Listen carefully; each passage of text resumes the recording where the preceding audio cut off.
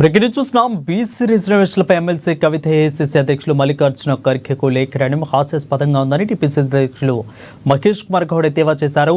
BRS నాయకురాలిగా లేఖ రాశారా, జాగృతి అధ్యక్షురాలిగా హోదాలో రాశారో చెప్పాలని అన్నారు. 10 ఏళ్లు అధికారంలో ఉన్నప్పుడు కవిత బీసీల గురించి మాట్లాడారా అని ప్రశ్నించారు. స్థానిక సంస్థల బీసీలకు ఉన్న రిజర్వేషన్లను 21% తగ్గించింది కేసీఆర్ కాదా అని ప్రశ్నించారు. 2014 నుంచి 2018 వరకు తెలంగాణ క్యాబినెట్లో ఒక్క మహిళ కూడా లేనప్పుడు స్పందించరా, ఉద్యమాలు చేశామని చెప్పుకుంటున్న కవిత ఏనాడైనా సాటి మహిళల గురించి మాట్లాడారా అని నిలదీశారు.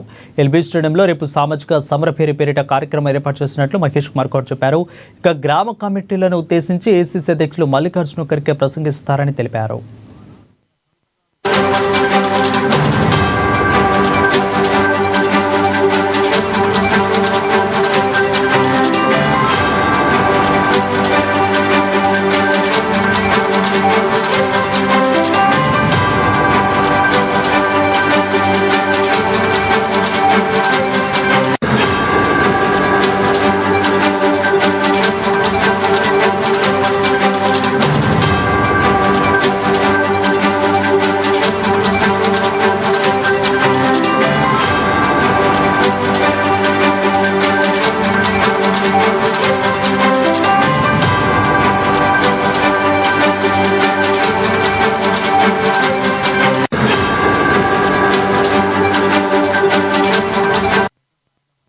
ఇక బీసీ రిజర్వేషన్లపై ఎమ్మెల్సీ కవిత ఏఐసీసీ అధ్యక్షులు మల్లికార్జున ఖర్గేకు లేఖ రాయడం హాస్యాస్పదంగా ఉందని టీపీసీసీ అధ్యక్షులు మహేష్ కుమార్ గౌడ్ ఎద్దేవా చేశారు.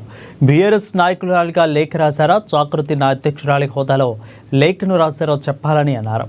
10 ఏళ్లు అధికారంలో ఉన్నప్పుడు కవిత బీసీల గురించి మాట్లాడారా అని ప్రశ్నించారు. స్థానిక సంస్థల బీసీలకు ఉన్న రిజర్వేషన్లను 21% తగ్గించింది కేసీఆర్ కదా అని ప్రశ్నించారు. 2014 నుంచి 2018 వరకు తెలంగాణ క్యాబినెట్లో ఒక్క మహిళ కూడా లేనప్పుడు స్పందించారా, ఉద్యమాలు చేశామని చెప్పుకుంటున్న కవిత ఏనాడైనా సాటి మహిళల గురించి మాట్లాడారా అని నిలదీశారు. ఎల్బీ స్టేడియంలో రేపు సామాజిక సమర పేరిట కార్యక్రమం ఏర్పాటు చేస్తున్నట్లు మహేష్ కుమార్ గౌడ్ చెప్పారు. గ్రామ కమిటీలను ఉద్దేశించి ఏఐసీసీ అధ్యక్షులు మల్లికార్జున ఖర్గే ప్రసంగిస్తారని తెలిపారు. కవిత గారు లేఖ రాశారు. బీఆర్ఎస్ నాయకురాలుగా రాశారా, లేక జాగృతి నాయకురాలుగా రాశారా, అది స్పష్టత లేదు.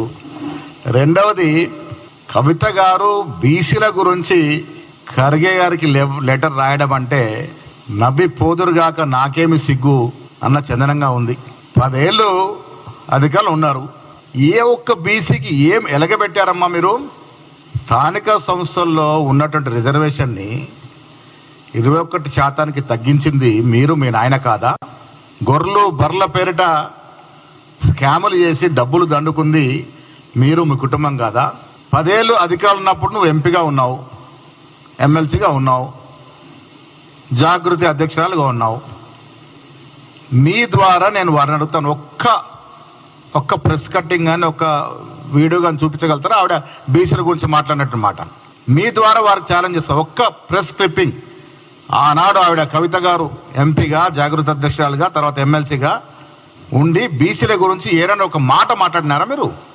ఇవాళ బీసీల గురించి రాజకీయ శూన్యంలో ఉన్నటువంటి కవిత గారు వారి మనుగడ కోసము, వారి అన్నతో ఉన్న ఆస్తి తగాదా నుంచి బయటపడేందుకు, ఆ ఆస్తి పంపకాలు వాటా తెగక